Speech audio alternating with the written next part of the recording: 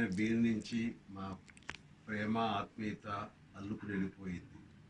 And అలాంటి నా మిత్రుడికి ఈ రోజున పద్మ అవార్డు రావటం అన్నది సీతారామ శాస్త్రి గారికి అది వన్నె తీసుకోవడం కాదు, తన వన్నె పెంచుకుంది ఆ అవార్డు అంటాను ఆయనకి ఆయన వరించడం ద్వారా.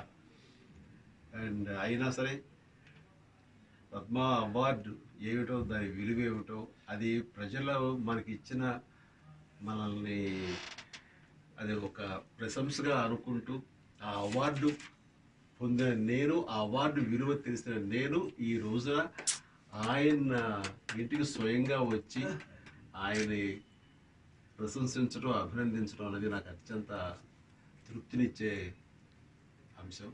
ఆ రకంగా సీతారామ శాస్త్రి గారికి పద్మ అవార్డు వరించిన శుభ సందర్భంలో నా మనస్ఫూర్తిగా నా అభినందనలు తెలియజేసుకుంటున్నాను.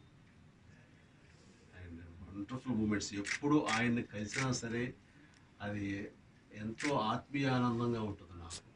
గతాన్ని తలుచుకుంటూ నెమరు వేసుకుంటూ ఆ అనుభూతిని పొందటం అనేది అంత ఎందుకంటే దైనందిన జీవితంలో పడిపోయి ఆ రోజు కార్యక్రమం ఏంటి, రేపేమిటనే దాంట్లో ఒక ట్రావెల్ ఒక దీంట్లో పడిపోయి వెళ్ళిపోతుంటాం మనం.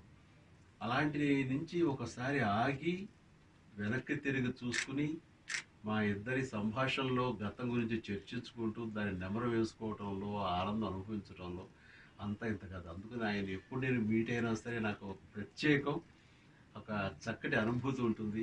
గతాన్ని గుర్తు చేస్తారు, ఎమోషనల్గా లోనవుతాము, మళ్ళీ ఉత్సాహం భరితంగా ఉంటుంది. ఆ రకమైన వండర్ఫుల్ ఎమోషనల్ జర్నీ ఆయన నేను ఎప్పుడు కలిసినా సరే.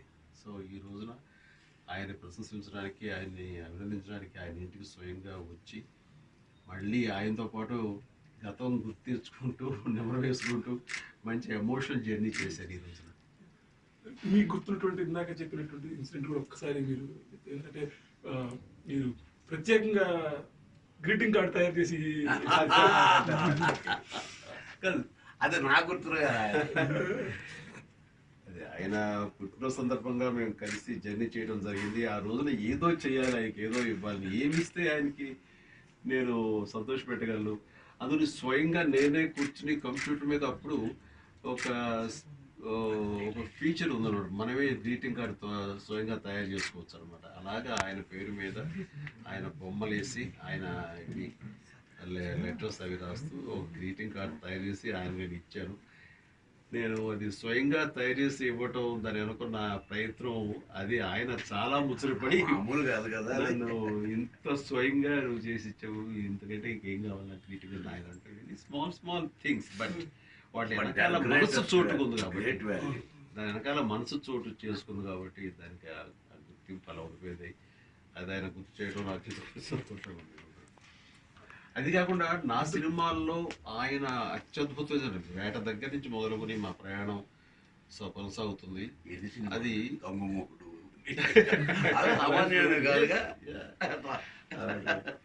తర్వాత రుద్రవీణలో ఆయన ఇచ్చిన సాహిత్యం నిజంగా హ్యాట్స్ ఆఫ్, ఇప్పటికీ మర్చిపోలేనటువంటి గొప్ప సాహిత్యం. త్రుటిలో నేషనల్ అవార్డు తప్పింది, అది ఇప్పటికీ నాకు బాధగా ఉంటుంది. ఇక ఆయన దాన్ని కొట్టిమారేస్తారు, ఏ రోజు మిత్రమా రాకపోతే ఏముంది, నాకు ప్రజల దగ్గర నుంచి ఆ ప్రశంస చాలు, వాళ్ళ గుండెల్లో ఇచ్చిన ఆ సాహితీ పీఠం చాలు, నాకు అంతకనికి ఏముంది అని చెప్పేసి నా సాహిత్యాన్ని వాళ్ళు ఇచ్చినటువంటి ఆ ఇంపార్టెన్స్ చాలు నాకు అంటూ తృప్తి చెందే మనిషి ఆయన. బట్ మాకు మాత్రం దాని నిర్మాతగా నాగబాబుకి కానీ దాంట్లో నటించిన నటుడుగా నాకు కానీ వచ్చిన అసంతృప్తి, ఆయన మిస్ అయిపోయింది అని. బట్ ఈ రోజున ఉయ్యాలవాడ నరసింహారెడ్డిలో అన్ని పాటలు ఆయనే రాస్తున్నారు. దానికోసం నా నిర్మాత చరణ్ కానీ సురేందర్ రెడ్డి గారు, నేను కానీ మేము తీసుకున్న నిర్ణయం. అండ్ అత్యద్భుతమైన పాటలు ఇప్పటికే ఇచ్చారు, ఒళ్ళు గగ్గురుపాటు పొడిచే సాహిత్యాన్ని అందజేశారు. ఈ సినిమాతో ఆయనకి నేషనల్ అవార్డు రావాలి, వస్తుందని ఆశాభావం నాకు చాలా. అండ్ ఆయన నా సినిమాల్లో నా క్యారెక్టర్ని దృష్టిలో పెట్టుకునివ్వండి, నా వ్యక్తిగత ఇమేజ్ని దృష్టిలో పెట్టుకోనివ్వండి, వ్యక్తిత్వాన్ని, ఆయన పాటలు రాయటం ఒక ఎత్తు, నాకు సంబంధం లేని ఒక సినిమాలో నా గురించి ప్రస్తావిస్తూ ఒక పాట రాయటం, అది ఇప్పటికీ నేను మర్చిపోలేని గొప్ప గిఫ్ట్గా నేను ఫీల్ అవుతాను ఆయన దగ్గర నుంచి నాకు. నా సినిమాలో పాటలు రాయడం అనేది సహజం. కానీ ఆ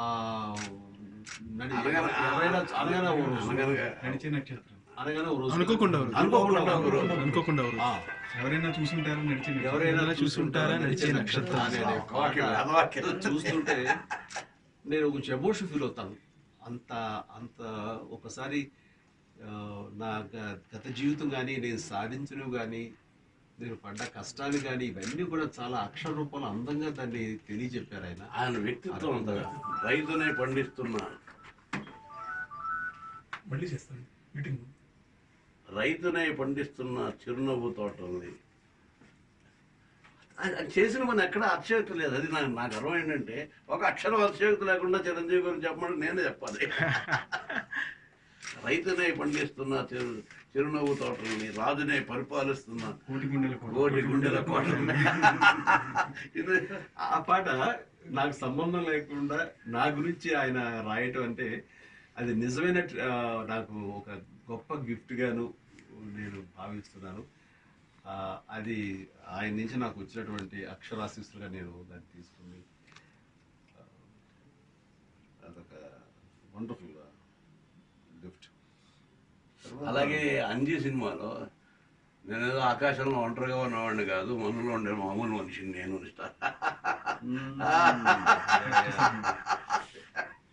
అది ఆ గోల్కొండలో తీసిన పాటలో పిల్లలతో తీసుకొని బెలూన్ తీసుకొని అవును, అదే అది ఎట్లా లిరిక్ ఎట్లా అరే లేదంత సీను నే సూపర్ మ్యాన్ కాదు, అతి కాబడాయిపోను సింపుల్ గా బతికేస్తాను. నిజం కదా మిత్రమా, నిజం కదా. జిందగీ అన్నది బొత్తిగా చిన్నది, ఒక్కటే ఛాన్స్ ఇది వదిలితే రాదది, హాయిగా ఉండక దేనికి టెన్షన్ లైట్ గా లాగించే బెట్ట లైఫ్ లో ప్రతి పూట ఎవ సీరియస్ గా లేదు ఫీల్ అయ్యేంత సీను ఏముందంట. అవును, ఎప్పుడు అసలు మీరు దూరంగా ఉన్నారు మొదలు ఎప్పుడు లేదు.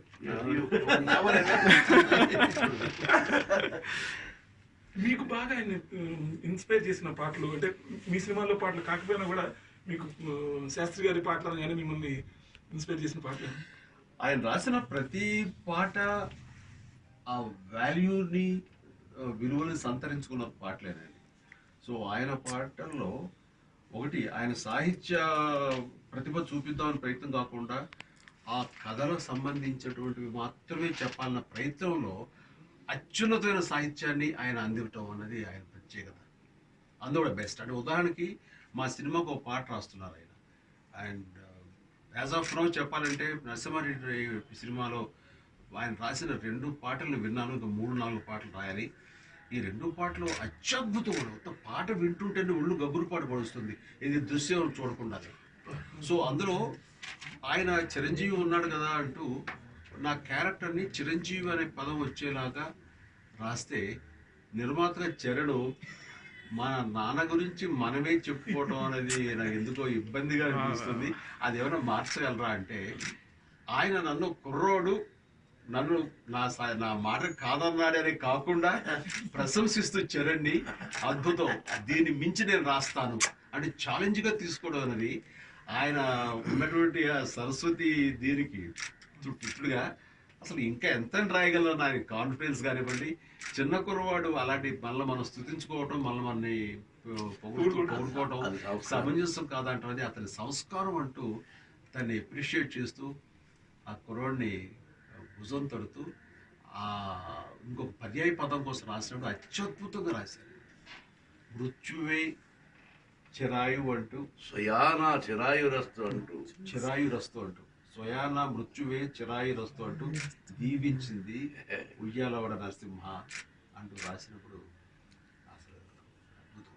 అట్లాగే హీరోయిన్స్ ఇద్దరు కలిపి నా గురించి ప్రోపగాండ్ చేస్తూ పాడే పాట ఇవన్నీ కూడా అత్యద్భుతంగా రాశారు.